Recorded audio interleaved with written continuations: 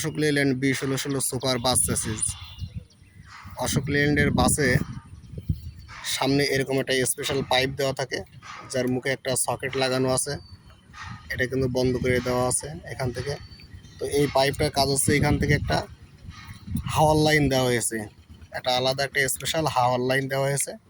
অনেকে গাড়িতে ইয়ার হর্ন বা হাইড্রোলিক হর্ন ব্যবহার করেন, সেই হর্নের লাইন দেওয়ার জন্য এখানে আলাদা একটা স্পেশাল হাওয়ার লাইন দেওয়া আছে। বিআরটিএর আইনে কিন্তু ইয়ার হর্ন ব্যবহার করা নিষেধ, বা এই হাওয়ার লাইন দিয়ে আপনার গাড়ির চাকায় হাওয়া দিতে পারবেন, গাড়ির ভিতর পরিষ্কার করতে পারবেন। এছাড়া এখানে দেখুন যে ওয়ারিংয়ের ভিতরে সবগুলো সকেট দেওয়া আছে, প্রতিটা ওয়ারিংয়ের সাথে সকেট দেওয়া আছে, আলাদা কোনো ওয়ারিং করা লাগবে না।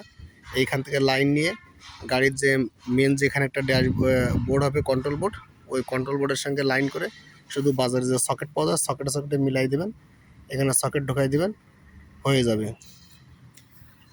নতুন করে ওয়ারিং করা লাগবে না। এমন আরও টিপস পেতে চাইলে আমার চ্যানেলটা সাবস্ক্রাইব করে রাখুন।